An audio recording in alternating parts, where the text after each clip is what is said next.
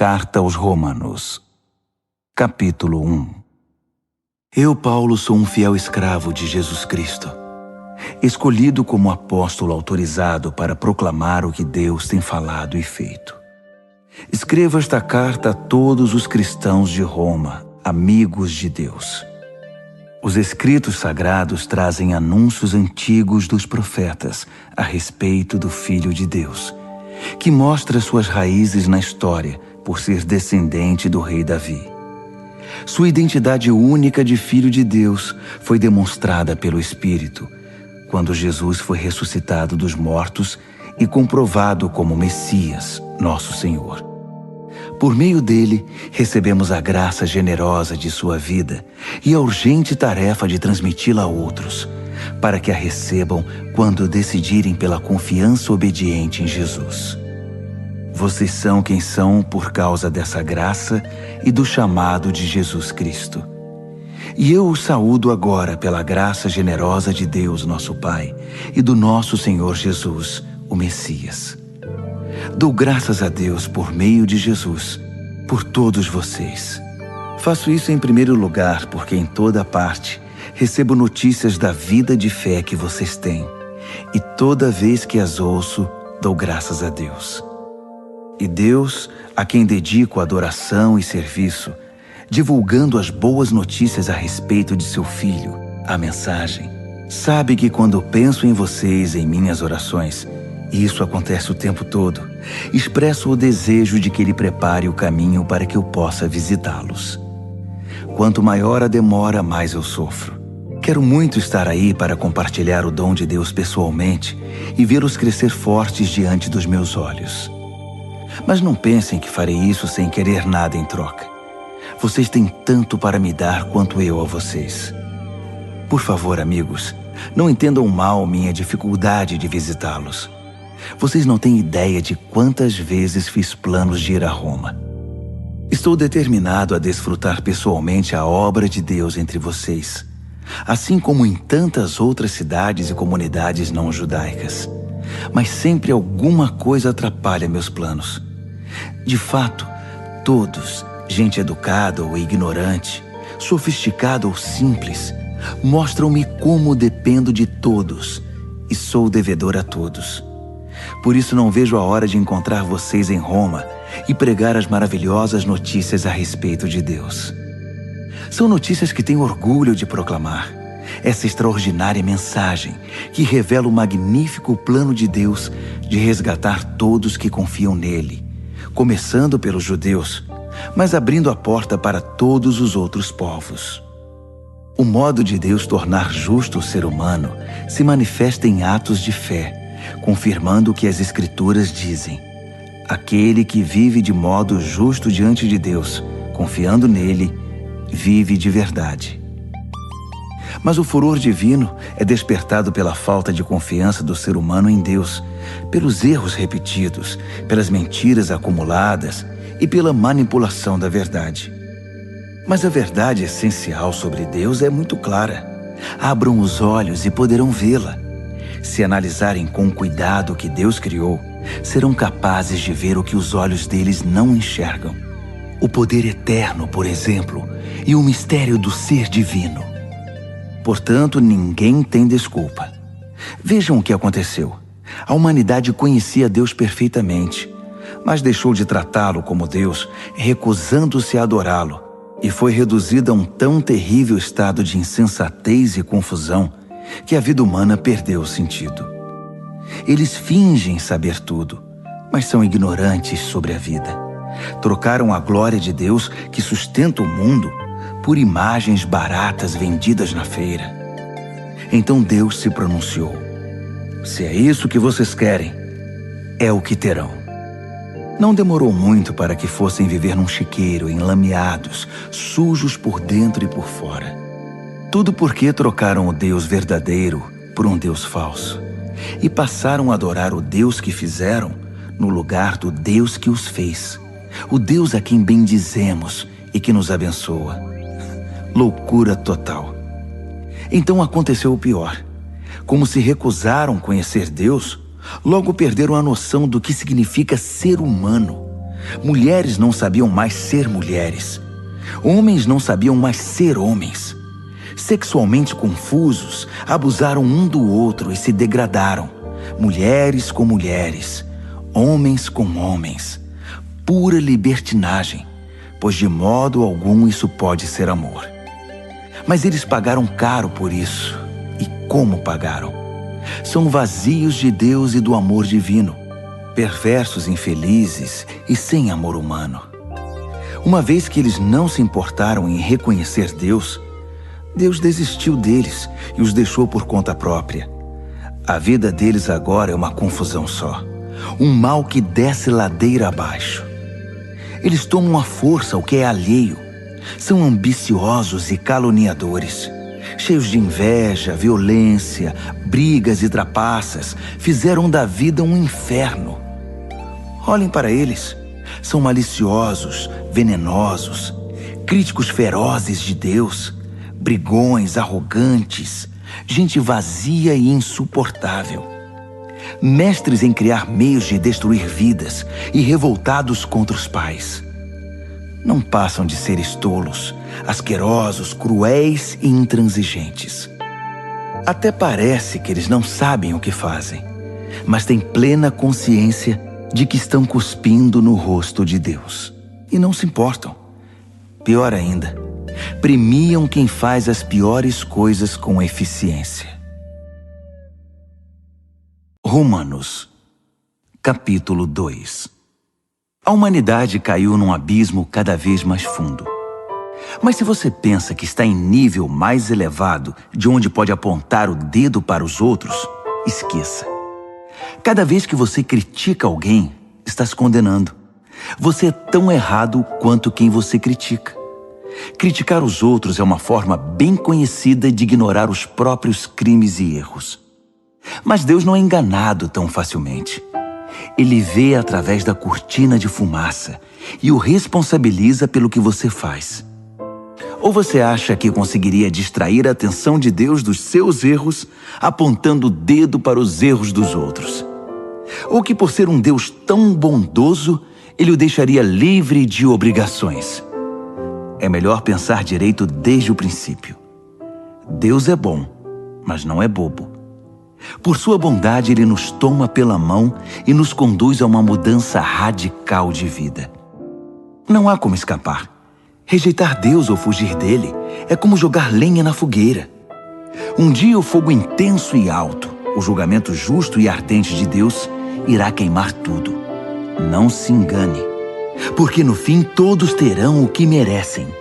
Vida de verdade para quem age do lado de Deus e fogo para quem insiste em viver como bem entende, pela lei do menor esforço.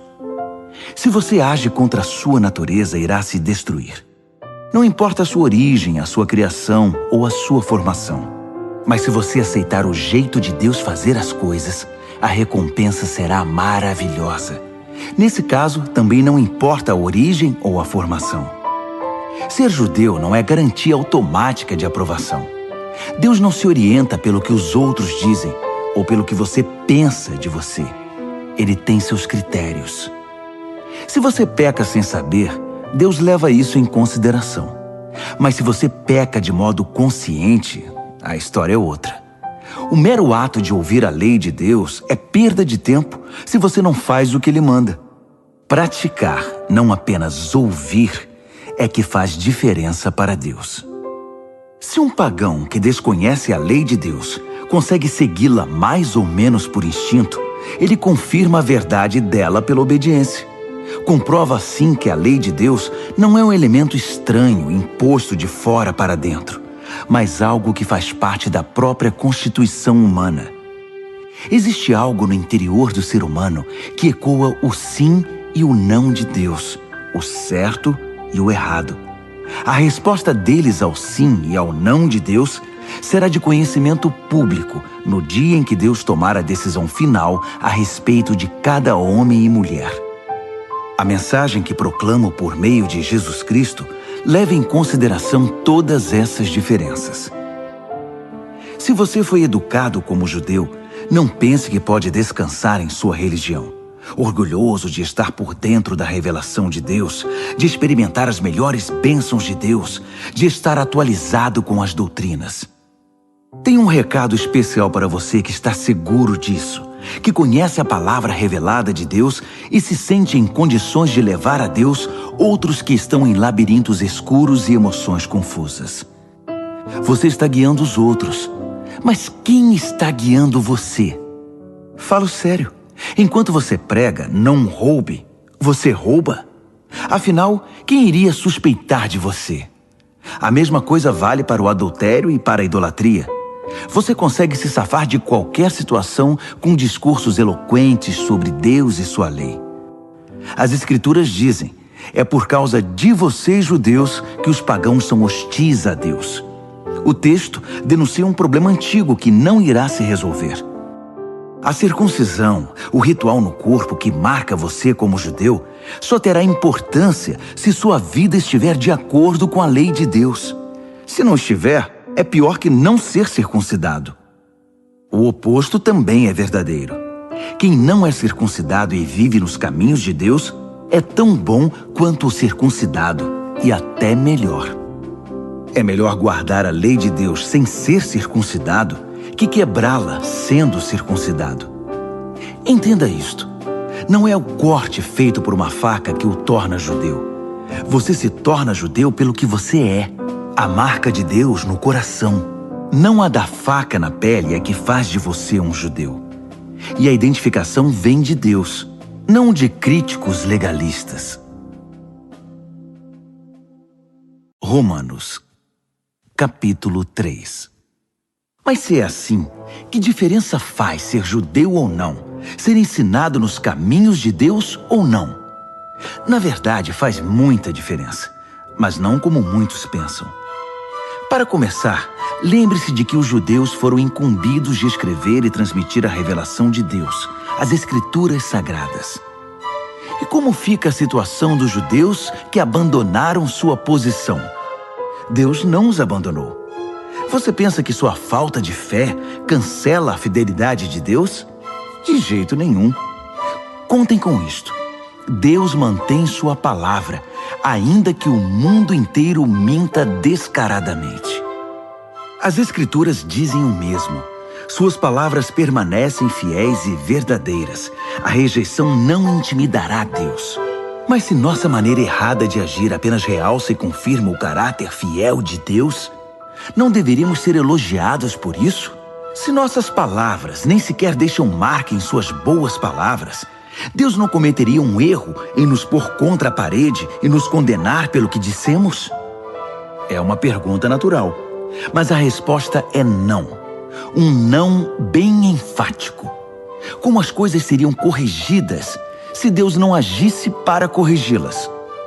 É maldade afirmar: se minhas mentiras servem para mostrar a verdade de Deus de maneira mais gloriosa, como posso ser condenado? Estou fazendo um favor para Deus.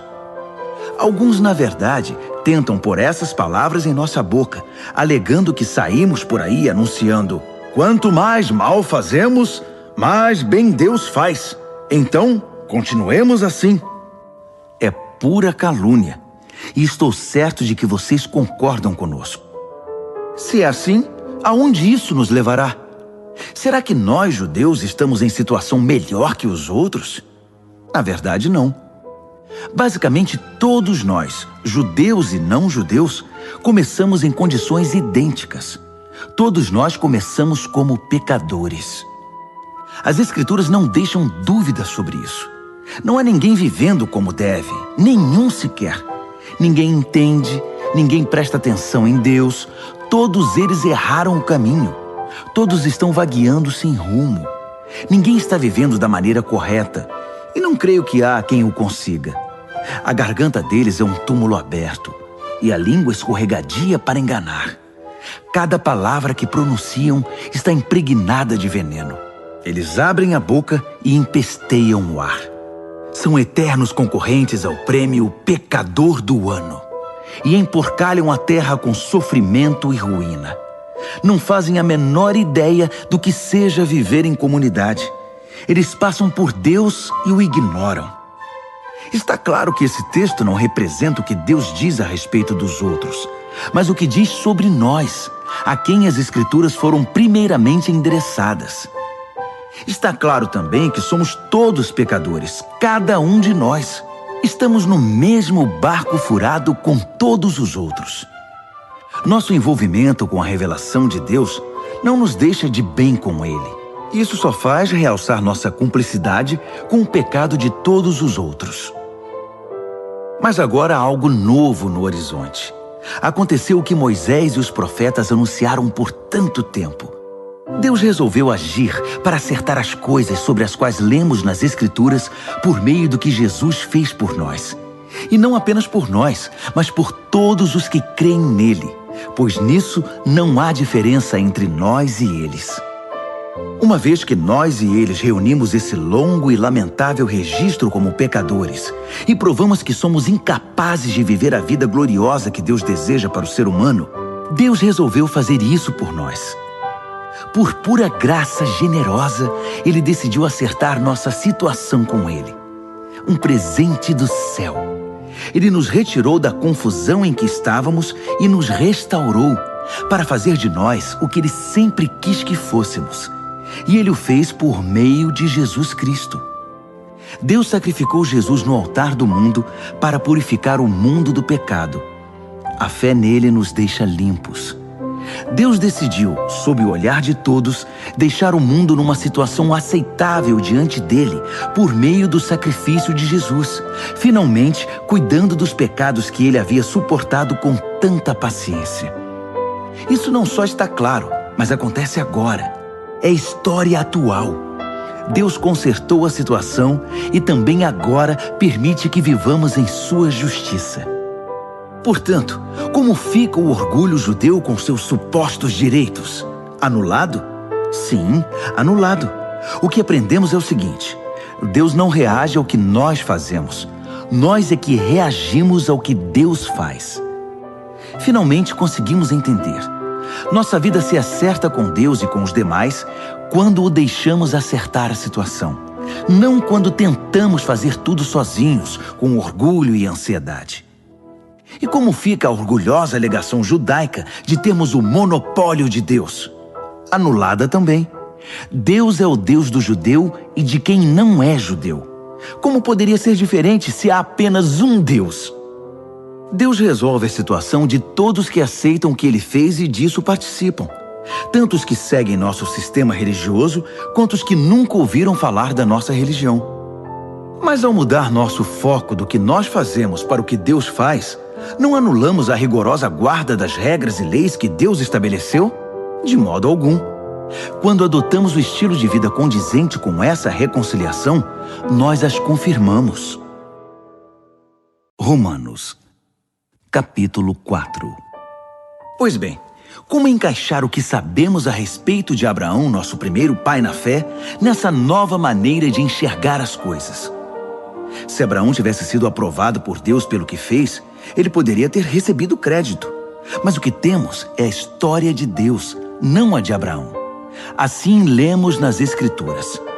Abraão participou do que Deus fez por ele e isso foi decisivo. Ele acreditou que Deus podia torná-lo justo, em vez de apelar para a própria justiça. Se você dá duro e faz um bom trabalho, merece o pagamento. Ninguém pode dizer que seu pagamento é um presente. Mas se você percebe que a tarefa está muito além da sua capacidade, algo que só Deus pode fazer e confia que Ele o fará, volto a dizer, algo que você jamais conseguirá fazer, não importa como e quanto trabalhe.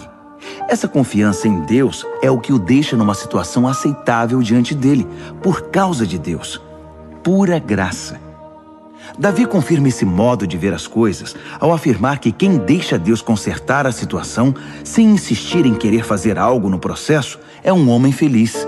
Feliz é aquele cujos crimes são perdoados, cujos registros dos pecados são apagados. Feliz é a pessoa contra quem o Senhor não tem nada a apresentar. Vocês pensam que essa bênção é dada apenas para aqueles que guardam nossas tradições religiosas e são circuncidados? Acham que a bênção pode ser dada a alguém que nunca ouviu falar das nossas tradições, que não foi criado em nossa forma de devoção para com Deus? Todos nós concordamos em que foi por aceitar o que Deus fez por Abraão que ele foi declarado justo diante de Deus, não é? Agora pensem, essa declaração foi feita antes ou depois que ele fosse marcado pelo rito pactual da circuncisão? Sabemos que foi antes. Isso significa que ele se submeteu à circuncisão como evidência e confirmação do que Deus havia feito muito antes de torná-lo plenamente aceitável. Um ato de Deus que ele aceitou de todo o coração. Isso ainda significa que Abraão é pai de todos os povos que aceitam o que Deus faz por eles, enquanto ainda estão na condição dos de fora em relação a Deus, não identificados como propriedade de Deus, isto é, como incircuncisos. Justamente, os que se encontram nessa condição é que são chamados justificados por Deus e com Deus. Abraão, claro, também é o pai dos que se submeteram ao rito da circuncisão, não apenas por causa do rito, mas porque desejavam abraçar pela fé o que Deus fez por eles, seguindo o exemplo de vida que Abraão viveu antes de ser marcado pela circuncisão. A famosa promessa de Deus a Abraão, que ele e seus descendentes possuiriam a terra, não foi feita em razão de algo que Abraão tenha feito ou viria a fazer. Foi baseada na decisão de Deus de acertar tudo para com ele, e foi disso que Abraão participou quando creu. Se alguém receber esse presente de Deus apenas por ter seguido certas ordens ou por ter cumprido formalidades, essa confiança não faz sentido, e a promessa vira um contrato frio. Seria um acordo comercial, não uma promessa santa. Um contrato cheio de pormenores, elaborado por um advogado detalhista, pode resultar em obrigações que você jamais seria capaz de cumprir. Mas se não há contrato, apenas uma promessa, e uma promessa de Deus, você não pode quebrá-la. É por isso que o cumprimento da promessa de Deus depende inteiramente da confiança que depositamos nele e em seus caminhos, e de que o aceitemos e a tudo que ele faz. A promessa de Deus chega como um presente. É o único modo de garantir a participação nela, tanto os que guardam as tradições religiosas, quanto os que nunca ouviram falar delas. Porque Abraão é o pai de todos nós. Ele não é o nosso pai racial. Isso seria ler a história de trás para frente. Ele é nosso pai na fé. Chamamos Abraão de pai, não porque Deus lhe tenha dado atenção por ter vivido como santo, mas porque Deus agiu em Abraão quando ele não era ninguém. Não é o que lemos nas Escrituras, que Deus diz a Abraão: farei de você pai de muitos povos? Abraão foi primeiro chamado de pai e depois se tornou pai, porque ousou acreditar que Deus faria o que somente Deus poderia fazer: levantar os mortos para a vida e, com uma palavra, trazer algo à existência a partir do nada. Não havia esperança, mas Abraão creu, decidido a viver não com base no que sabia que era incapaz de fazer, mas no que Deus disse que ele faria. Assim, foi feito pai de uma multidão de povos. O próprio Deus declarou: você terá uma grande família, Abraão. Abraão não ficou pensando em sua incapacidade, dizendo: sem chance, este corpo de 100 anos nunca vai gerar um filho. Ignorou décadas de infertilidade de Sara e foi persistente. Não foi reticente sobre a promessa de Deus com questionamentos. Em vez disso, mergulhou na promessa e se fortaleceu. Ficou à disposição de Deus, certo de que ele cumpriria o que tinha dito. É por isso que se diz: Abraão foi declarado justo diante de Deus ao confiar que Deus o justificaria. Mas não é só Abraão. O mesmo acontece conosco. O mesmo é dito a respeito de nós, que aceitamos e cremos naquele que trouxe Jesus à vida, quando de igual modo não havia mais esperança. O Jesus que foi sacrificado fez-nos aceitáveis diante de Deus. Tornou-nos justos perante Deus. Romanos, capítulo 5. Ao aceitar pela fé o que Deus sempre desejou para nós, consertar nossa situação com Ele, tornar-nos prontos para Ele, alcançamos tudo isso com Deus por causa do nosso Senhor Jesus. Mais ainda, abrimos-nos para Deus e descobrimos ao mesmo tempo que Ele já se abriu para nós e nos achamos no lugar que Ele queria que estivéssemos perante a graça e a glória de Deus na presença dEle, expressando o nosso louvor. Mas ainda há muito mais. Continuamos a expressar nosso louvor, mesmo que estejamos cheios de problemas, porque sabemos que os problemas podem desenvolver em nós paciência. E como a paciência, por sua vez, forja o aço temperado da virtude, mantendo-nos atentos quanto ao que Deus pretende fazer. Desse modo, passamos a ter esperança. Com essa expectativa, jamais nos sentiremos enganados. A verdade é que nem temos como reunir todas as vasilhas necessárias para encher com tudo o que Deus generosamente derrama sobre nossa vida por meio do Espírito Santo. Cristo chegou na hora certa para tornar isso realidade. Ele não esperou que todos estivessem preparados. Apresentou-se disposto ao sacrifício quando ainda éramos fracos e rebeldes demais para fazer alguma coisa por nós mesmos. Mesmo que não fôssemos tão fracos, de qualquer maneira não saberíamos o que fazer. Podemos entender quando alguém morre por uma pessoa digna e como alguém bom e nobre poderia inspirar um sacrifício abnegado. Mas Deus demonstrou quanto nos ama ao oferecer seu Filho em sacrifício por nós, quando ainda éramos tão ingratos e maus para com Ele.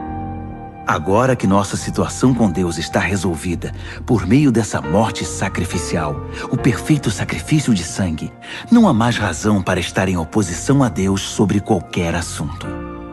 Se em nossa pior situação fomos postos em condição favorável diante de Deus pelo sacrifício de seu Filho, agora que estamos nessa situação maravilhosa, apenas imaginem como nossa vida poderá ser plena e gloriosa por meio da vida proporcionada pela ressurreição. Agora que já desfrutamos esta maravilhosa amizade com Deus, não nos contentaremos com meras declarações formais, mas cantaremos louvores a Deus por meio de Jesus, o Messias. Vocês conhecem a história de Adão e de como ele nos lançou no dilema em que estamos. O primeiro pecado, depois a morte. E ninguém ficou isento do pecado ou da morte. Aquele pecado afetou os relacionamentos com Deus em tudo e com todo o mundo. Mas a extensão das consequências negativas não ficou clara até que Deus a explicasse em detalhes a Moisés. Até os que não pecaram como Adão, que desobedeceu a um mandamento específico de Deus, tiveram de experimentar o fim da vida, a separação de Deus. Mas Adão, que nos pôs nessa situação, também aponta para aquele que nos livrará dela. Todavia, o resgate não é proporcional ao pecado que traz morte. Se o pecado de um homem deixa multidões de pessoas no profundo abismo da separação de Deus, imaginem a eficácia do dom de Deus derramado por meio de um homem, Jesus Cristo. Não há comparação entre o pecado que traz morte e esse generoso dom gerador de vida. A sentença pronunciada sobre aquele pecado foi a morte, mas sobre os muitos pecados que se seguiram veio a sentença de vida. Se a morte obteve supremacia pelo erro de um homem, imagine o que pode fazer a extraordinária recuperação de vida que agarramos com ambas as mãos, esse dom de vida extravagante, essa restauração total providenciados pelo homem Jesus Cristo.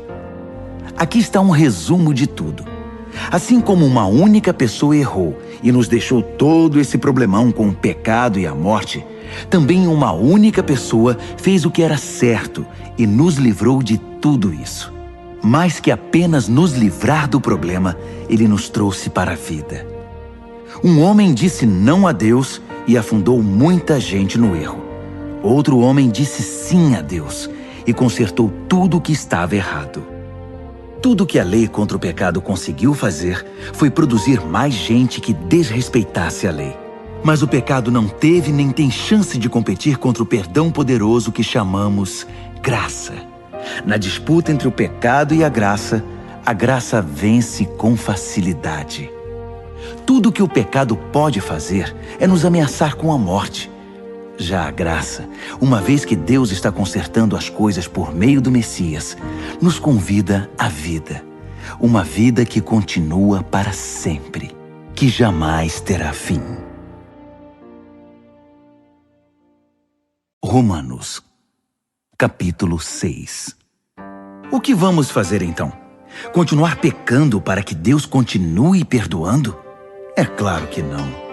Se já deixamos o país onde o pecado é soberano, como poderemos ainda viver na velha casa que tínhamos lá? Ou vocês não perceberam que abandonamos aquilo tudo para sempre? É o que acontece no batismo. Ao entrar na água, deixamos para trás o velho país do pecado. Quando saímos da água, entramos num novo país, o da graça, uma nova vida numa nova terra. É isso que o batismo nessa vida em Jesus significa. Quando somos mergulhados na água, é como o sepultamento de Jesus. Quando somos levantados da água, é como a ressurreição de Jesus. Erguemo-nos para um mundo cheio da luz do nosso Pai. E assim, podemos ver por onde estamos indo, no novo país da graça soberana. Mas claro que isso é impossível. Nosso velho modo de viver foi pregado na cruz com Cristo, um fim decisivo para aquela vida miserável de pecado. Não estamos mais à mercê do convite do pecado. Cremos que se estamos incluídos na morte de Cristo, que venceu o pecado, estamos incluídos também em sua ressurreição, que nos traz vida. Sabemos que quando Jesus foi levantado dos mortos, isso foi um sinal de que a morte não seria mais o destino final. Nunca mais ela terá a última palavra. Quando Jesus morreu, ele levou o pecado consigo. Agora vivo, ele traz Deus a nós. De agora em diante devemos pensar assim: o pecado fala uma língua morta que nada significa para nós. Deus fala nossa língua materna e entendemos cada palavra. Vocês estão mortos para o pecado e vivos para Deus. Foi o que Jesus fez. Isso significa que vocês devem conduzir a vida de um modo que não deem oportunidade ao pecado. Não deem a ele nenhuma chance. Evitem até as mínimas coisas que estejam ligadas com o antigo modo de viver. Abracem de todo o coração e em tempo integral o modo de Deus agir. Lembrem-se de que vocês foram ressuscitados. O pecado não pode mais ditar as regras da vida de vocês. Afinal, vocês não estão mais vivendo sob a velha tirania. Estão vivendo na liberdade de Deus. Agora, se estamos livres da velha tirania, podemos viver como quisermos? Uma vez que estamos livres na liberdade de Deus, podemos fazer o que nos vier à cabeça? De jeito nenhum. Vocês sabem por experiência própria que certos atos baseados numa suposta liberdade acabam destruindo a liberdade. Ofereçam-se ao pecado, por exemplo, e será o último ato livre de vocês. Mas ofereçam-se aos caminhos de Deus e jamais perderão a verdadeira liberdade. Durante a vida inteira, vocês deixaram o pecado ditar as regras. Mas graças a Deus, vocês começaram a ouvir um novo Senhor, cujas ordens os deixam livres para viver na liberdade dele. Falo da liberdade para facilitar a compreensão. Vocês com certeza se lembram do tempo em que faziam o que queriam, sem se importar com os outros nem com Deus, e a vida só piorava enquanto a liberdade diminuía. Quanta diferença agora! Vocês vivem na liberdade de Deus, com a vida restaurada, crescendo em santidade. Durante todo o tempo em que vocês faziam o que queriam, ignorando Deus, nem se preocupavam em pensar ou viver de modo correto, nem cogitavam fazer pelo menos alguma coisa certa. Mas isso era a liberdade? O que ganharam com isso? Nada de que possam se orgulhar agora, não é? Aonde isso os levou? A um beco sem saída. Mas agora que encontraram a verdadeira liberdade, não precisam mais ouvir as exigências do pecado. Vocês descobriram o prazer de ouvir Deus falando com vocês. Que bela surpresa! Uma vida plena, restaurada, integrada no presente, com muito mais vida a caminho. Trabalhem para o pecado por toda a vida e seu pagamento será a morte. Mas o dom de Deus é vida real, eterna, proporcionada por Jesus nosso Senhor. Romanos, capítulo 7. Amigos, vocês não devem ter nenhum problema para entender isto, pois conhecem a lei, como ela funciona e como afeta apenas quem está vivo. Por exemplo, uma mulher casada é legalmente unida ao marido enquanto ele vive, mas se ele morrer, ela está livre. Se viver com outro homem enquanto o marido está vivo, sem dúvida ela será adúltera. Mas se ele morrer, ela está livre para se casar com outro homem, sem crise de consciência e sem que ninguém a desaprove. Portanto, meus amigos, isso é semelhante ao que aconteceu com vocês. Quando Cristo morreu, ele tomou sobre si todo aquele modo de vida dominado por regras e o deixou no túmulo. Vocês ficaram livres para se casar com a vida da ressurreição e gerar uma descendência de fé para Deus. Enquanto vivíamos aquele antigo modo de vida, fazendo o que bem entendíamos, o pecado produzia os frutos que o antigo código da lei gerou em nós, o que nos deixou ainda mais rebeldes. Por fim, tudo o que geramos foi morte. Mas agora que não estamos mais acorrentados ao casamento dominador do pecado, livres daqueles regulamentos opressivos, estamos livres para viver uma vida nova na liberdade de Deus. Alguém pode dizer, se o código da lei era tão mau assim, ele não era melhor que o pecado. Não é verdade. O código da lei tinha uma função legítima.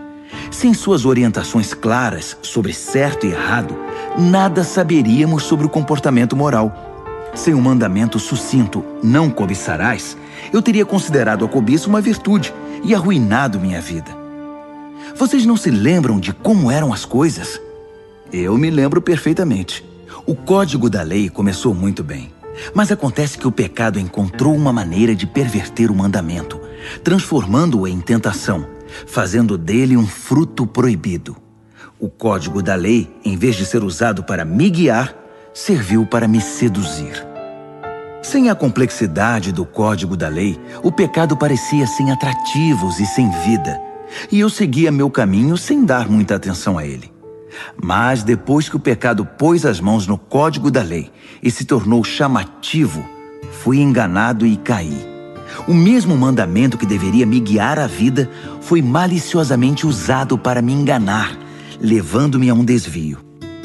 Desse modo, o pecado estava vivo, eu morto. Mas o código da lei em si é bom. É sabedoria da parte de Deus, e cada mandamento é saudável e santo. Prosseguindo, já posso ouvir a próxima pergunta de vocês. Quer dizer que não posso confiar no que é bom, isto é, na lei? O bem é tão perigoso quanto o mal? É claro que não. O pecado apenas fez aquilo que o tornou famoso.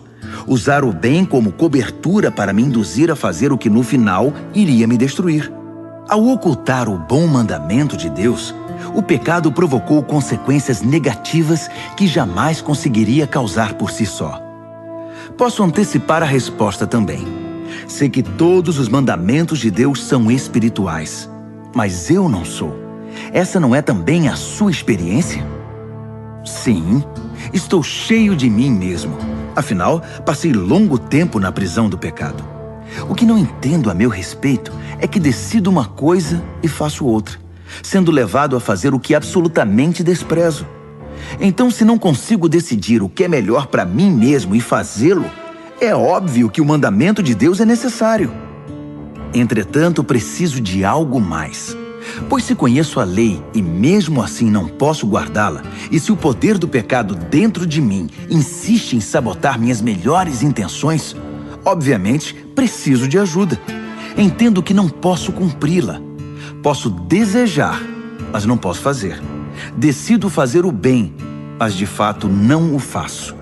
Decido não fazer o mal, mas acabo fazendo de um modo ou de outro. Minhas decisões não resultam em ações. Algo está muito errado no meu interior e sempre tira o melhor de mim. Isso acontece tanto que já é previsível. No momento em que decido fazer o bem, o pecado está lá para me derrubar. É pura verdade que eu me alegro nos mandamentos de Deus. Mas é óbvio que nem tudo em mim é festa. Partes de mim se rebelam em segredo. E quando menos espero, elas assumem o controle. Já tentei de tudo, mas nada resolve. Já não aguento mais. Não há ninguém que possa me ajudar? Não é essa a verdadeira pergunta? A resposta, graças a Deus, é que Jesus Cristo pode e me ajuda. Ele agiu para consertar as coisas nesta vida de contradições com a qual quero servir a Deus de todo o coração e mente, mas sou puxado pela influência do pecado e acabo fazendo algo que não desejo.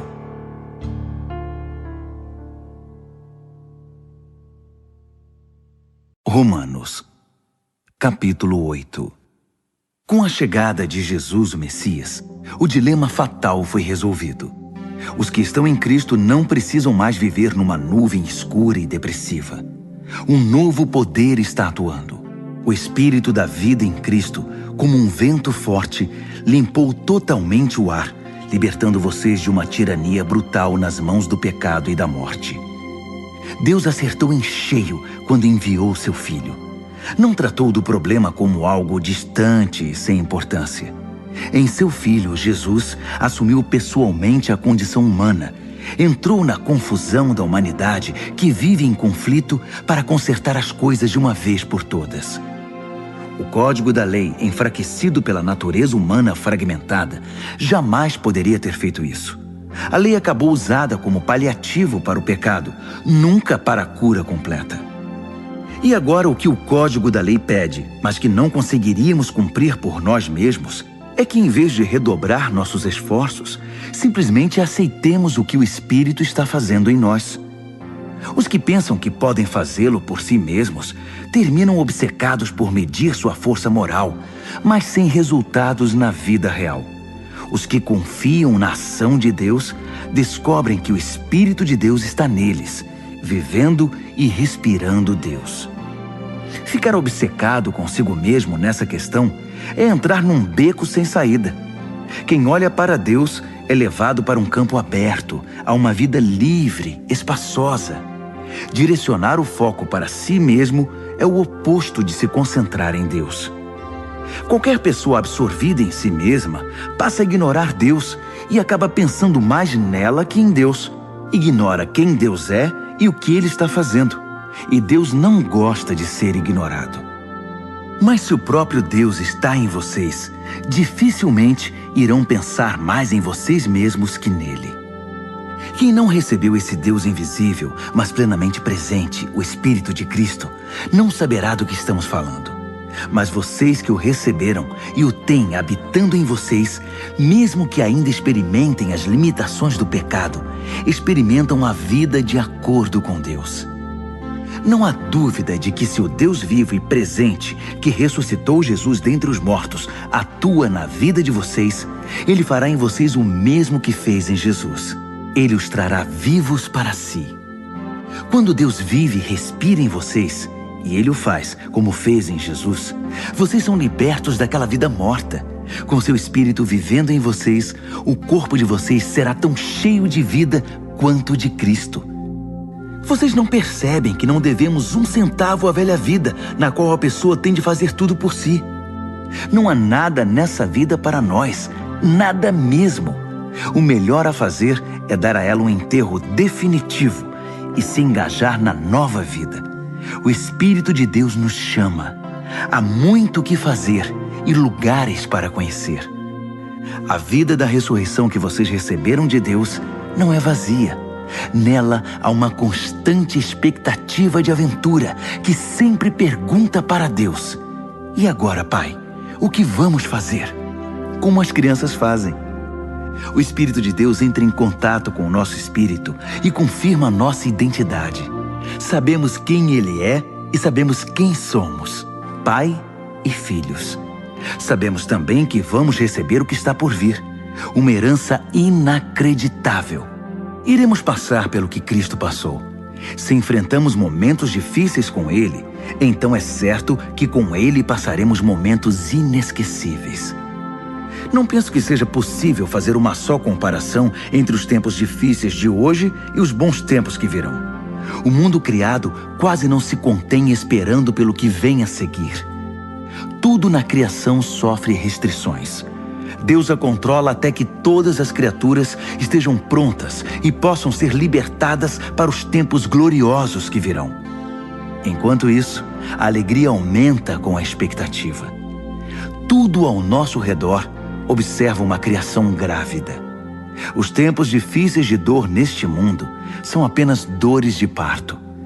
Mas isso não é apenas ao nosso redor, é também dentro de nós.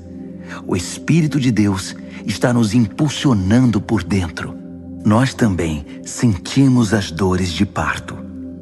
Nosso corpo estéril e sem vida deseja a libertação plena. É por isso que esperar não nos diminui, assim como a espera não diminui a gestante. Na verdade, é uma espera que nos faz sentir grandiosos. Naturalmente não vemos o que nos causa isso, mas quanto mais esperamos, mais nos sentimos assim, e mais alegre se torna a nossa expectativa. Se em algum momento nos cansamos de esperar, o Espírito de Deus está ao nosso lado, nos dando aquela força. Se não sabemos como orar, não importa. Ele ora em nós e por nós, utilizando nossos suspiros sem palavras, nossos gemidos de dor. Ele nos conhece melhor que nós mesmos, conhece nossa condição de gravidez e nos mantém na presença de Deus. Assim, podemos ter certeza de que cada detalhe em nossa vida de amor a Deus é transformado em algo muito bom. Deus sempre soube o que estava fazendo. Ele decidiu desde o princípio moldar a vida daqueles que o amam pelos mesmos padrões da vida do Filho, pois o Filho é o primeiro da fila, na humanidade que ele restaurou. Nele, vemos a vida humana em sua forma original. Depois de decidir como seus filhos deveriam ser, Deus continuou convidando as pessoas, chamando-as pelo nome. Em seguida, ele as firmou numa sólida base, nele mesmo. Após ter feito tudo isso, ele permanece com essas pessoas até o fim, concluindo gloriosamente o que havia iniciado. Então, o que acham? Deus está ao nosso lado, assumiu nossa condição e se expôs ao pior quando enviou o próprio Filho. Haveria alguma coisa que ele não faria por nós de modo espontâneo e feliz? Quem ousaria implicar com os escolhidos de Deus, arrumando briga com ele? Quem ousaria ao menos apontar um dedo? Aquele que morreu por nós e por nós foi ressuscitado para a vida, está na presença de Deus nesse exato momento, intercedendo por nós. Acham que alguém será capaz de levantar uma barreira entre nós e o amor de Cristo por nós? Não há como. Nem problemas, nem tempos difíceis, nem ódio, nem fome, nem desamparo, nem ameaças de poderosos, nem punhaladas nas costas, nem mesmo os piores pecados listados nas Escrituras. Eles nos matam a sangue frio, porque odeiam a ti. Somos vítimas fáceis, eles nos pegam um a um. Nada disso nos intimida, porque Jesus nos ama. Estou convencido de que nada, vivo ou morto, angelical ou demoníaco, atual ou futuro, alto ou baixo, pensável ou impensável, absolutamente nada pode se intrometer entre nós e o amor de Deus, quando vemos o modo com que Jesus, nosso Senhor, nos acolheu. Romanos, capítulo 9. Ao mesmo tempo, vocês precisam saber que todo o tempo carrego comigo uma imensa tristeza, uma dor profunda dentro de mim, e nunca me livro dela. Não estou exagerando. Cristo e o Espírito Santo são minhas testemunhas. São os israelitas. Se houvesse um jeito de eu ser amaldiçoado pelo Messias para que eles fossem abençoados por ele, eu o faria sem hesitar. Eles são minha família, cresci com eles. Eles tinham tudo: família, glória, reuniões, revelações, adoração, promessas. Sem falar que são o povo de onde veio o Messias, o Cristo, que é Deus sobre tudo, sempre. Amém. Mas não pensem que a palavra de Deus tenha falhado em algum ponto. O problema é antigo. Para começar, nem todos os israelitas fisicamente são israelitas espiritualmente. Não foi a linhagem de Abraão que trouxe essa identidade, e sim a promessa de Deus. Lembram-se do que foi dito? Sua família será considerada por Isaque?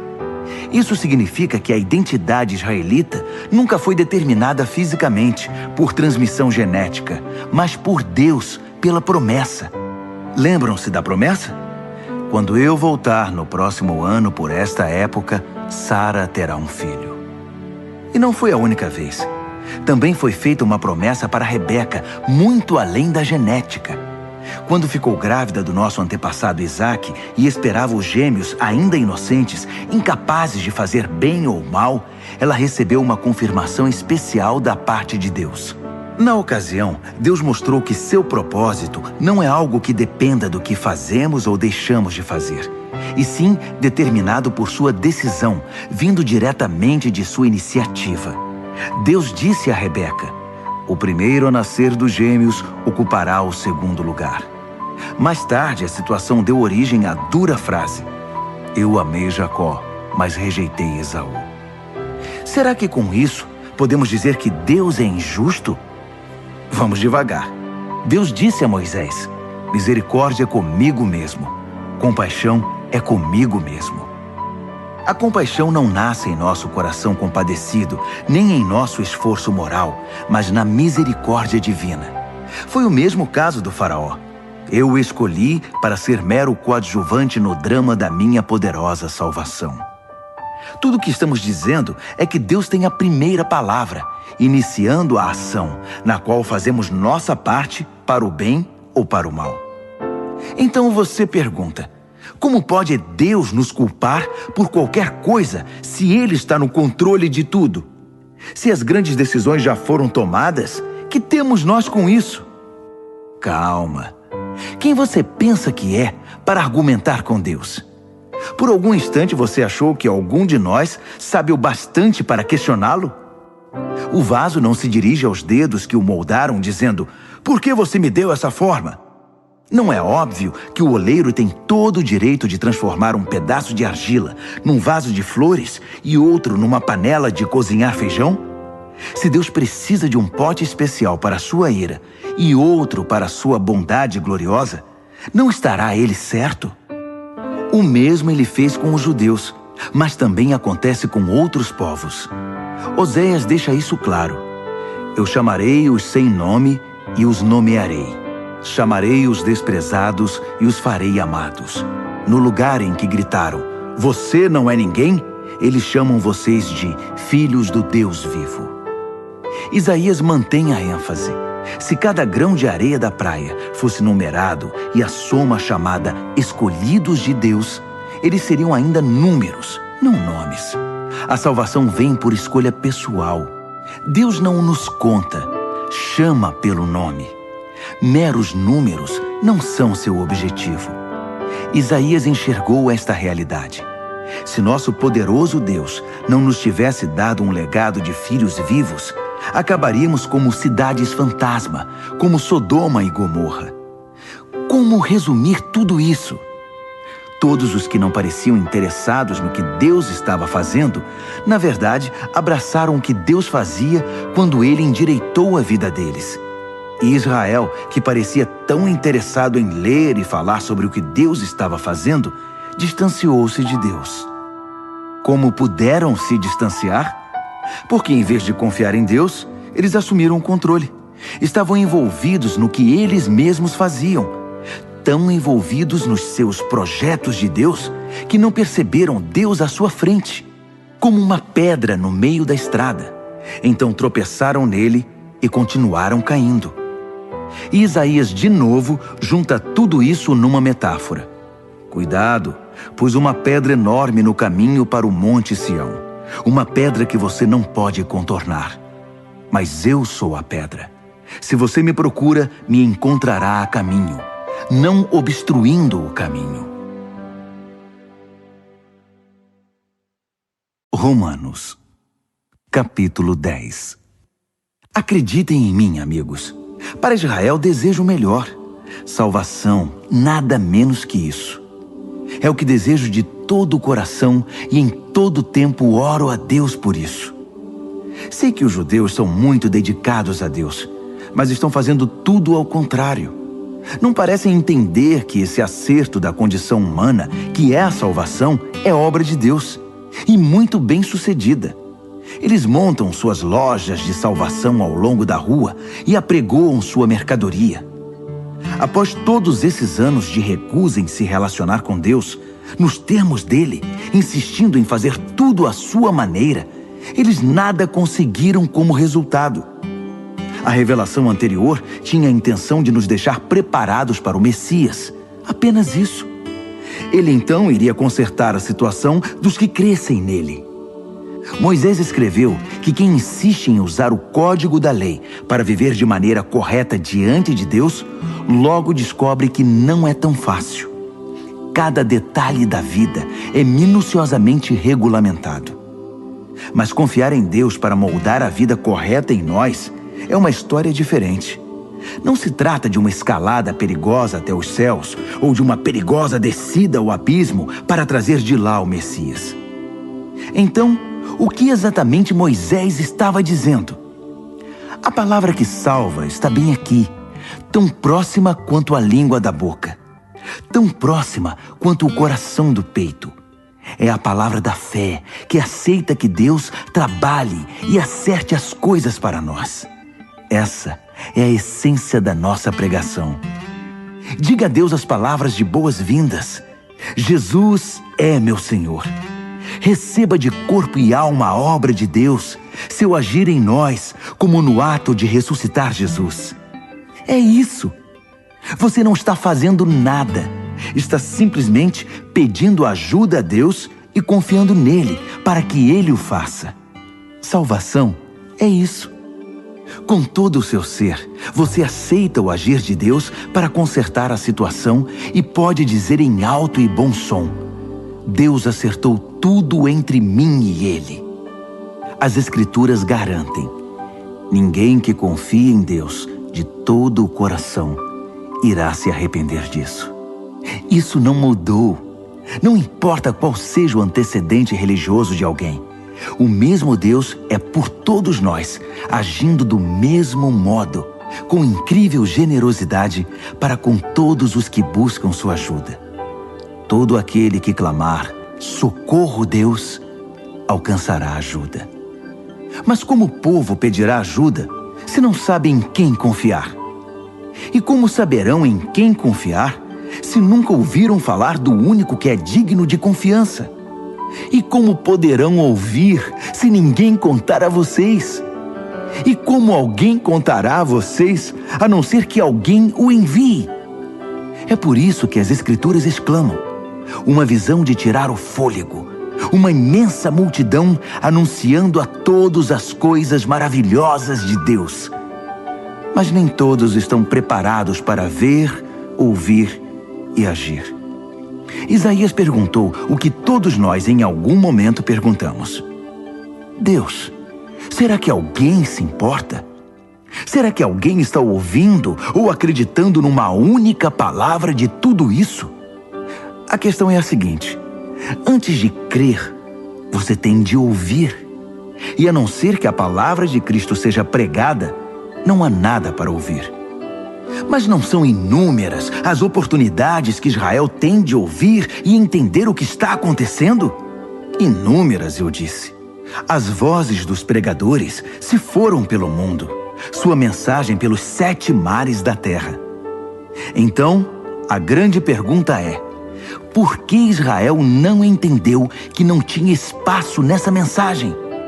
Moisés acertou quando predisse: quando vir Deus alcançar todos aqueles a quem você considera inferiores, estranhos, você irá morrer de inveja. Quando vir Deus alcançar os povos que você considera ignorantes espirituais, você vai ficar furioso. Isaías ousa pronunciar as seguintes palavras de Deus: povos me encontraram e me receberam. povos que nunca haviam me procurado. E eu encontrei e recebi povos que nunca antes haviam perguntado a meu respeito. Então ele conclui com uma acusação. Dia após dia, chamei Israel de braços abertos, e para minha tristeza, não vi resposta a não ser puro desdém. Romanos, capítulo 11. Será que isso significa que Deus está tão farto de Israel que não quer mais nada com eles? É claro que não. Lembrem-se de que quem escreve estas coisas é um israelita, um descendente de Abraão, da tribo de Benjamim. Mais judeu, impossível. Não estamos, portanto, falando de rejeição. Deus está muito envolvido com Israel. Investiu demais nesse povo para desistir agora. Elias, angustiado por causa desse mesmo Israel, clamou em oração. Deus, eles mataram teus profetas, destruíram teus altares. Só eu sobrevivi e agora eles estão atrás de mim. Lembram-se da resposta de Deus? Eu ainda tenho 7.000 que não desistiram. 7.000 que são leais até o fim. É a mesma coisa hoje. Ainda há uma minoria fiel e atuante. Talvez não muitos. Provavelmente mais do que vocês pensam. Eles estão firmes, não por causa do que pensam que ganharão com isso, mas porque estão convencidos da graça e do propósito de Deus em chamá-los. Se estivessem pensando apenas nos próprios interesses, já teriam largado tudo há muito tempo. O que aconteceu então? Bem, quando Israel tentou se acertar com Deus por esforço próprio, perseguindo os próprios interesses, não obteve sucesso. Os escolhidos de Deus foram os que deixaram Deus buscá-los pelo interesse que tem por eles. Como resultado, receberam um selo de aprovação. O Israel interesseiro tornou-se insensível a Deus. Moisés e Isaías comentaram a respeito. Farto de suas reclamações e do seu egoísmo, Deus obscureceu sua visão e entorpeceu seus ouvidos. Trancou-os numa sala de espelhos, e eles estão lá até hoje. Davi estava preocupado com a mesma coisa. Tomara que adoeçam ao comer a comida preparada por eles mesmos. Que quebrem a perna andando em seus caminhos egoístas. Tomara que fiquem cegos ao contemplar seus espelhos. Que tenham úlceras ao brincar de Deus. A próxima questão é: os judeus foram derrotados? Excluídos para sempre? A resposta é um enfático não.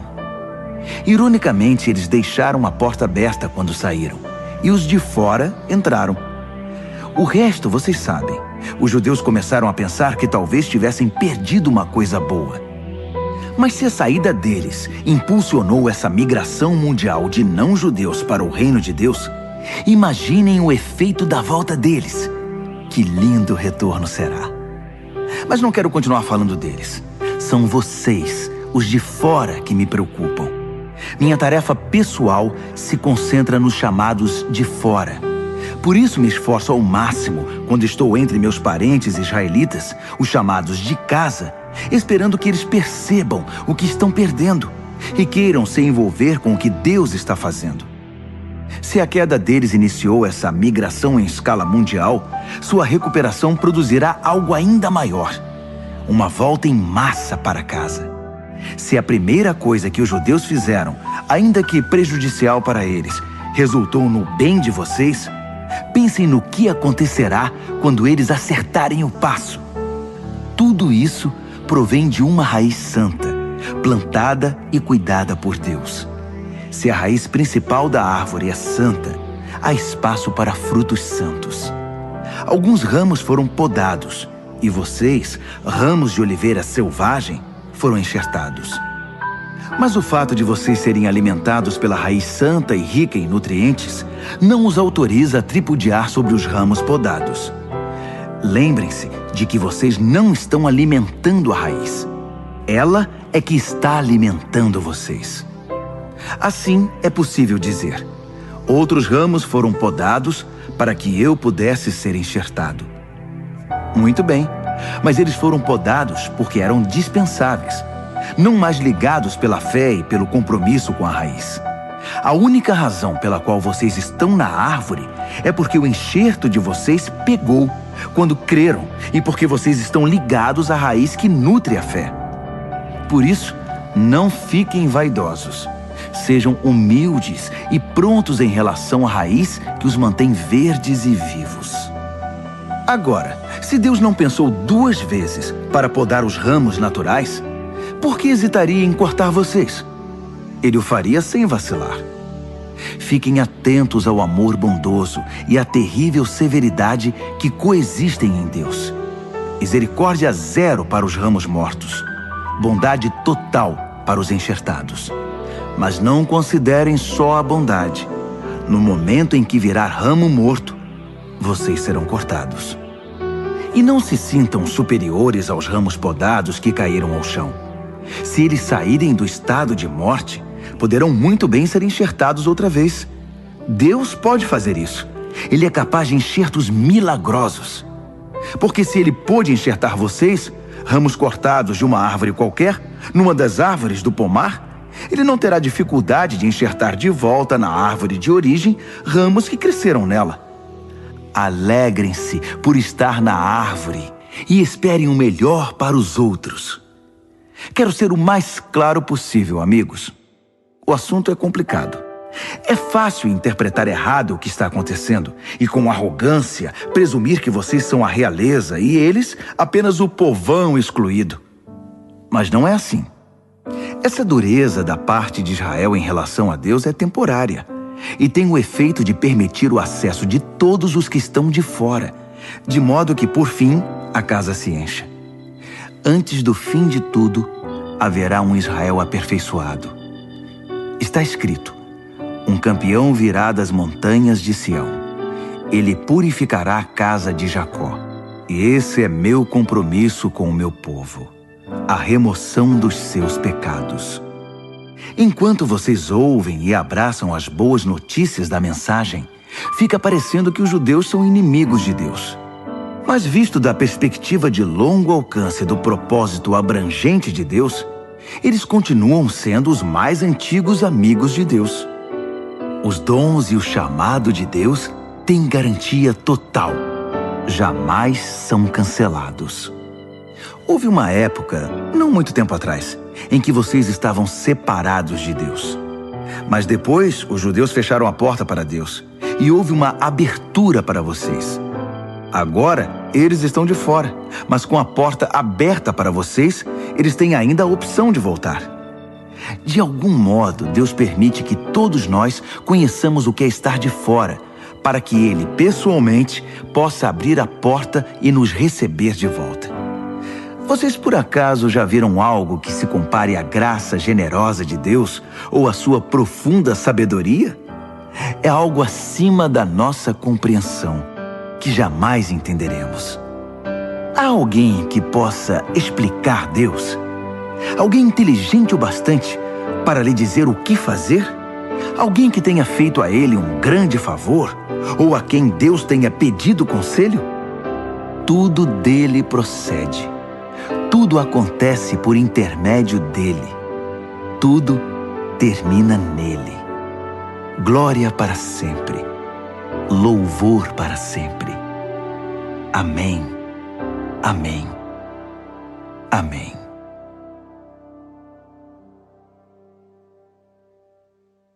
Romanos, capítulo 12. Portanto, com a ajuda de Deus, quero que vocês façam o seguinte: entreguem a vida cotidiana, dormir, comer, trabalhar, passear, a Deus, como se fosse uma oferta. Receber o que Deus fez por vocês é o melhor que podem fazer por Ele.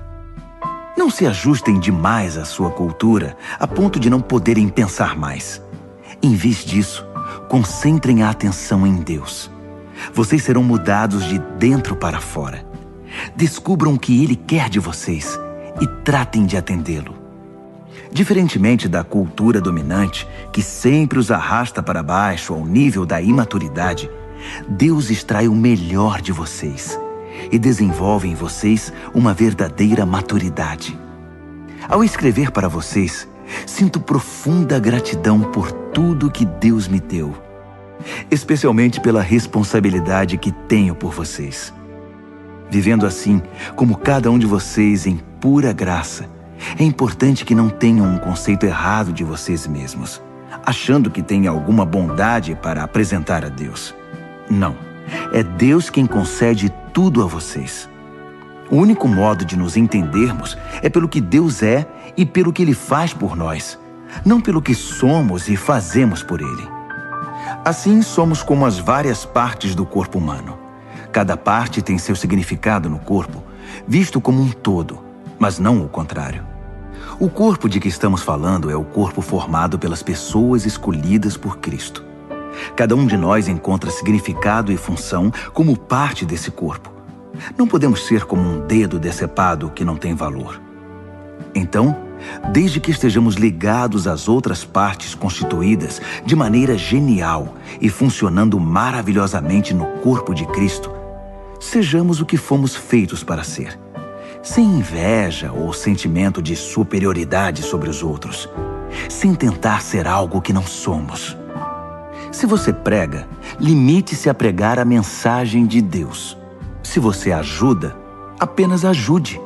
Não tente assumir o comando. Se você ensina, apegue-se ao ensino. Se você tem a capacidade de encorajar, tome cuidado para não se tornar autoritário.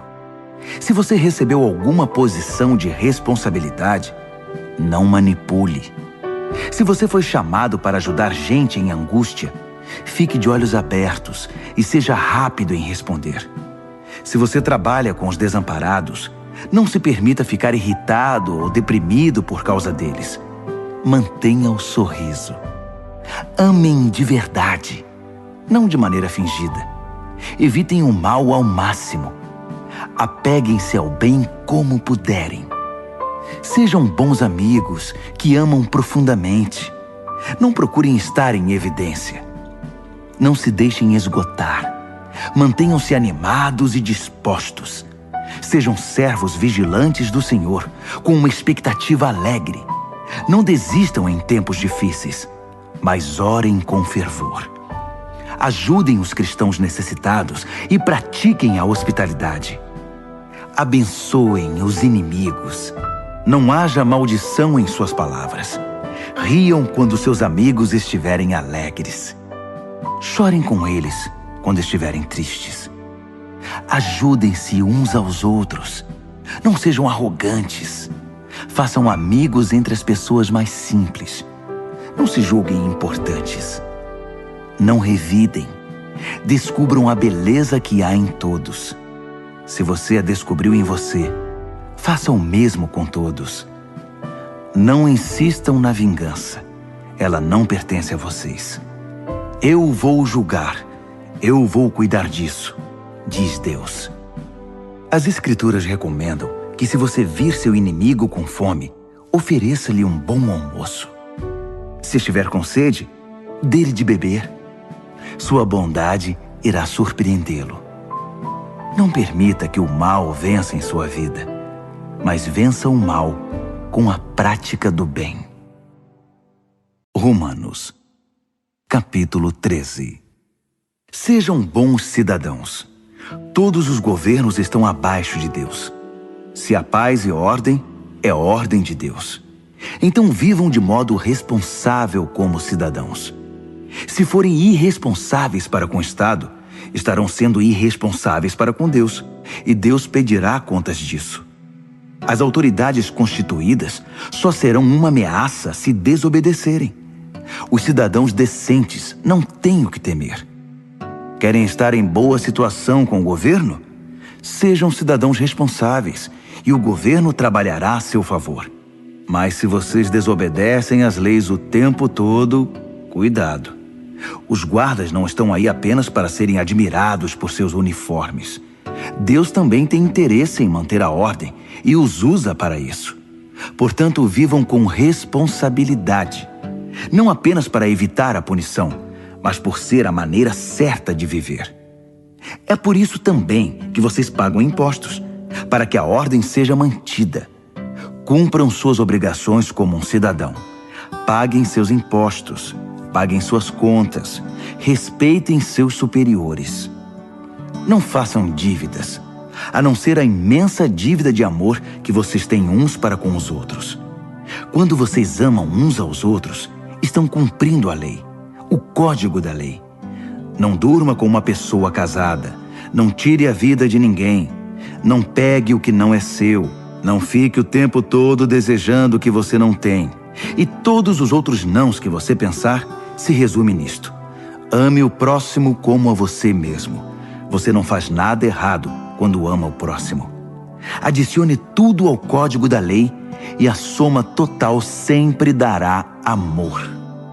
Mas cuidem para não serem absorvidos pelas obrigações diárias a ponto de perderem tempo e se distraírem de Deus. A noite está quase acabando. O dia vai raiar. Estejam atentos ao que Deus está fazendo. Ele está dando os últimos retoques na obra de salvação que começou quando cremos. Não podemos desperdiçar as preciosas horas do dia em futilidades, preguiça, distração, brigas e disputas.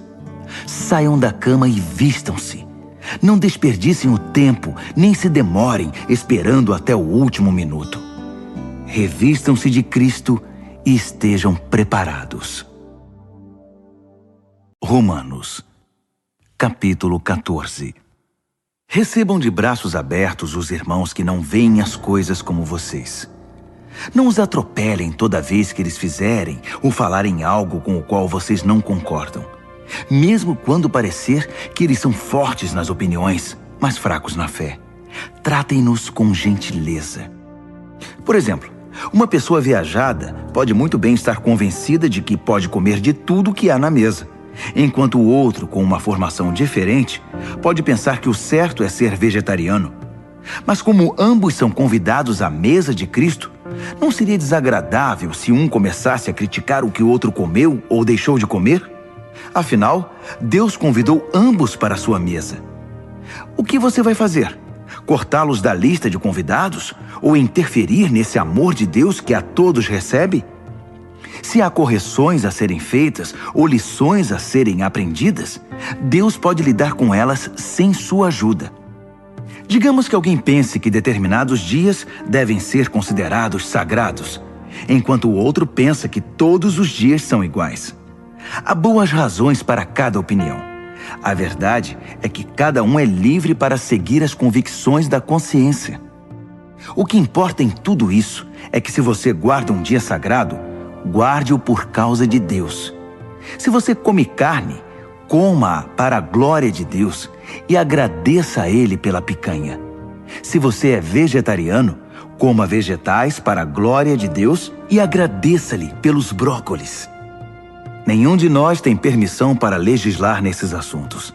É a Deus que vamos prestar contas, de tudo e em tudo, na vida e na morte, a ninguém mais. Foi por isto que Jesus viveu e morreu e depois viveu outra vez, para se tornar nosso Senhor sobre tudo, da vida à morte, e nos libertar das pequenas tiranias de cada um. Além do mais, o que você vai ganhar ao criticar um irmão? E quando você é tolerante com uma irmã? Preciso dizer que isso faz você parecer um tolo ou algo pior. Afinal, um dia todos nós iremos nos ajoelhar para sermos julgados na presença de Deus. Sua crítica ou sua tolerância não vão melhorar sua situação nem um pouco. Leiam vocês mesmos o que as Escrituras dizem. Tão certo como eu vivo e respiro, Deus diz, todo joelho se dobrará na minha presença. Toda língua dirá a pura verdade, que eu, e somente eu, sou Deus. Portanto, parem de se preocuparem indevidamente com os outros. Você já tem bastante com o que se preocupar, cuidando da própria vida diante de Deus. Deixem de lado a atitude de querer decidir o que é certo para o outro. Preocupem-se em não se intrometer na vida dos outros, tornando a vida mais difícil do que já é. Estou convencido, Jesus me convenceu, de que tudo é santo em si mesmo. Nós, pelas nossas atitudes ou palavras, é que podemos contaminar as coisas. Se vocês confundem os outros, fazendo do que as pessoas comem um campo de batalha, Já perderam aquela amizade, aquele amor. Lembrem-se de que foi por essas pessoas que Cristo morreu. Vocês vão arriscar mandá-las para o inferno por causa de uma dieta?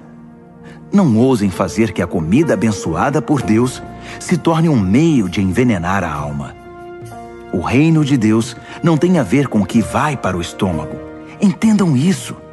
Tem a ver com o que Deus faz com sua vida quando Ele a conserta e completa sua obra com alegria. Nossa tarefa é servir a Cristo com sinceridade. Façam isso e irão matar 2 coelhos com uma única cajadada. Agradar a Deus mais que a vocês e mostrar seu valor para todo mundo. Assim, estaremos empregando nosso esforço na boa convivência fraterna. Ajudem-se mutuamente com palavras de ânimo. Não ponham seu irmão lá embaixo, apontando os defeitos dele. Não permitam que uma discussão a respeito do que é ou não é servido num jantar destrua a obra de Deus entre vocês. Já disse e repito, toda comida é boa, mas pode se tornar má se vocês a usarem mal, fazendo que os outros tropecem e caiam. Quando vocês se sentarem para comer, a preocupação principal não deve ser alimentar-se, mas compartilhar a vida de Jesus. Portanto, sejam sensíveis e educados com os outros que estão à mesa. Não comam, façam ou falem nada que interfira na livre troca de amor cristão. Cultivem o relacionamento com Deus, mas não o imponham aos outros. Vocês serão felizes se seu comportamento e sua fé forem coerentes. Mas se não estão seguros, se percebem que estão agindo de modo incoerente com o que creem, às vezes tentando impor sua opinião ou apenas agradar, vocês estão errados. Se seu modo de viver não condiz com o que vocês creem, então está errado. Romanos, capítulo 15.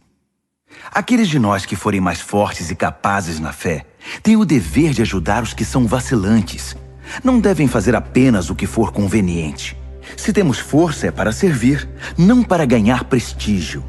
Cada um de nós precisa se preocupar com o bem-estar alheio, sempre perguntando: como posso ajudar?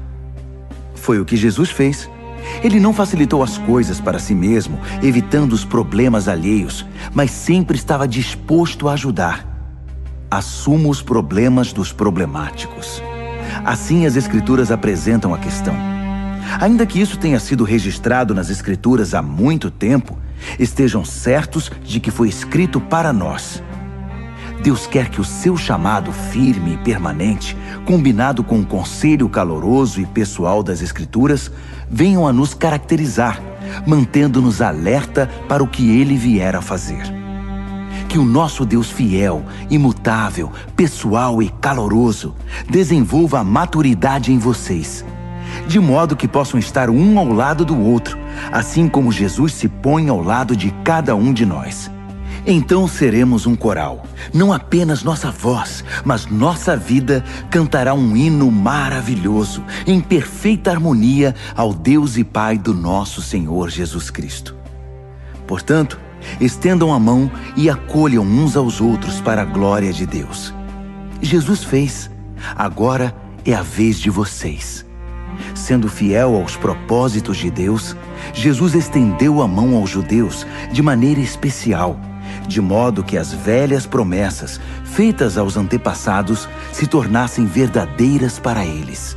Como resultado, os não-judeus foram alcançados pela misericórdia e agora podem demonstrar gratidão a Deus. Pensem em todos os textos das Escrituras que se cumprem no que fazemos. Por exemplo, então vou reunir os que são de fora no cântico de um hino.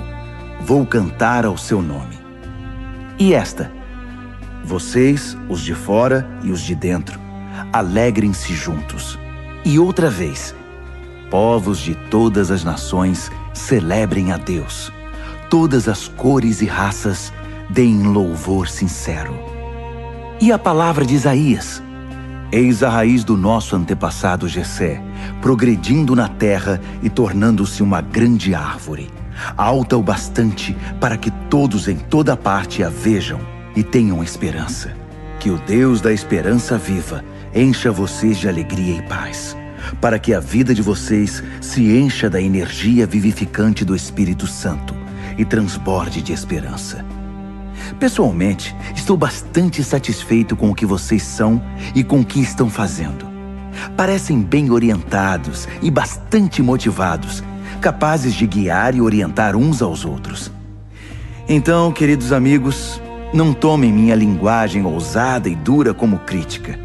Não estou criticando, apenas destacando quanto preciso da ajuda de vocês para levar adiante esta tarefa específica que Deus me deu, esta obra evangélica e sacerdotal de servir às necessidades espirituais dos não-judeus, para que eles possam ser apresentados como oferta aceitável a Deus e se tornem íntegros e santos pelo Espírito Santo de Deus.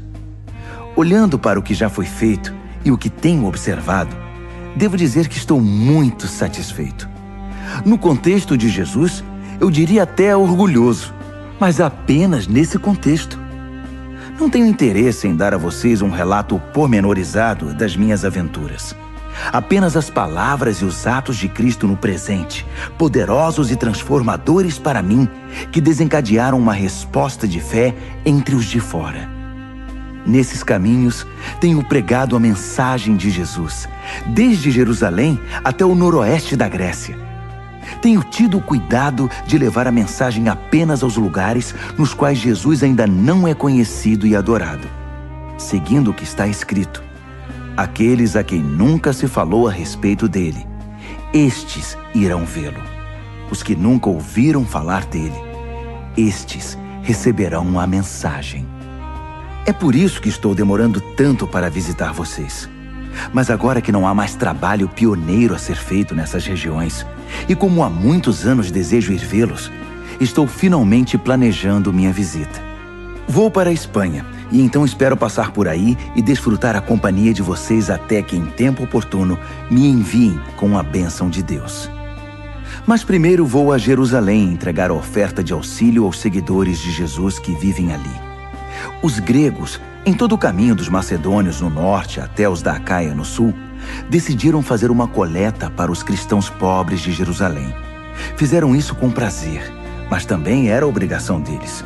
Percebendo que usufruíam os dons espirituais que generosamente vinham da comunidade de Jerusalém, era o dever deles aliviar aquela pobreza.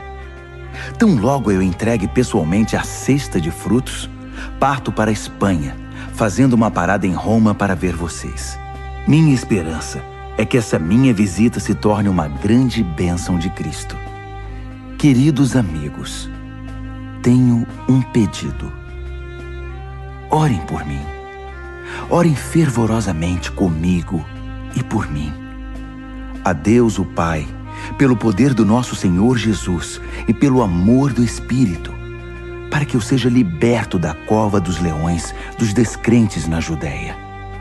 Orem também para que minha oferta de auxílio aos cristãos de Jerusalém seja aceita no mesmo espírito em que foi recolhida.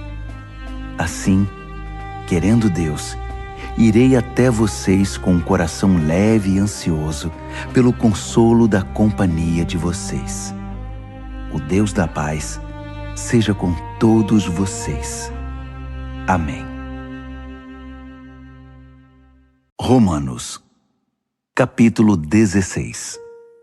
Recebam bem nossa amiga Febe, que está a serviço do Senhor com a hospitalidade pela qual nós cristãos somos conhecidos. De todo o coração eu a recomendo, bem como sua obra. Ela é uma representante central da igreja de Cencreia. Ajudem-na em tudo o que ela pedir. Febe merece tudo o que fizerem por ela, pois já ajudou muita gente, até mesmo a mim. Saúdem Priscila e Áquila, que têm trabalhado lado a lado comigo servindo Jesus. Eles arriscaram a vida por minha causa, e não sou o único que é agradecido a eles. Todos os grupos de cristãos não-judeus também devem muito a esse casal, para não falar da igreja que se reúne na casa deles. Saúdem meu querido amigo Epêneto. Ele foi o primeiro seguidor de Jesus na província da Ásia. Saudações a Maria, como ela tem trabalhado por vocês.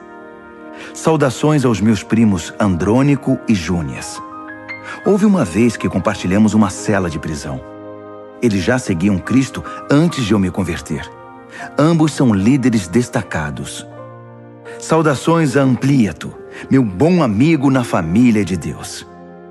Saudações ao Urbano, nosso companheiro na obra de Cristo, e ao meu bom amigo Estaques. Saudações a Apeles, um verdadeiro e aprovado veterano no caminho de Cristo. Saudações à família de Aristóbulo. Saudações ao meu primo Herodião. Saudações a Trifena e Trifosa, mulheres prontas em servir o Senhor. Saudações a Pérside, amiga querida que tanto tem trabalhado em Cristo.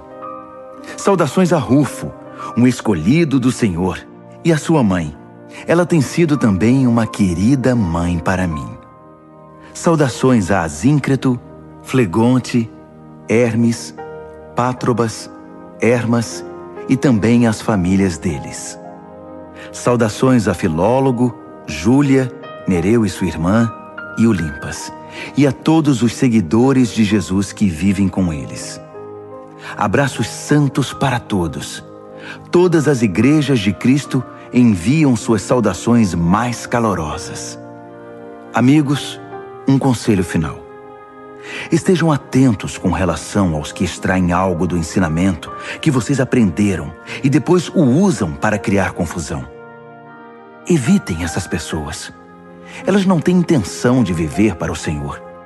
Estão aqui pelo que podem obter e falam de modo piedoso para enganar os ingênuos.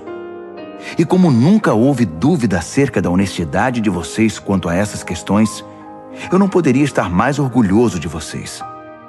Quero também que sejam prudentes, afeiçoados ao bem e distantes do mal. Não se deixem enganar pelas conversas suaves e ao mesmo tempo malignas. Fiquem atentos. Antes que percebam, o Deus da paz irá derrubar e pisotear Satanás no chão. Desfrutem o melhor de Jesus. Por fim, lá vão outras saudações. Timóteo, meu companheiro na obra, Lúcio e meus primos Jasão e Sosípatro enviam saudações. Eu, Tércio, que escrevi esta carta ditada por Paulo, envio minhas saudações pessoais. Gaio, que é meu hospedeiro e de toda a igreja, manda lembranças a vocês. Erasto, o tesoureiro da cidade e nosso bom amigo Quarto, enviam saudações. Todo o nosso louvor é dedicado ao único que é poderoso o bastante para torná-los fortes, exatamente como na pregação a respeito de Jesus Cristo, como revelado no mistério que se manteve por tanto tempo, mas que agora se tornou um livro aberto por meio das Escrituras proféticas. Todas as nações do mundo podem agora conhecer a verdade e ser conduzidas à fé obediente, cumprindo as ordens de Deus, que fez tudo, do início até a última letra. Todo o nosso louvor é dirigido, por meio de Jesus, a esse Deus incomparavelmente sábio. Amém.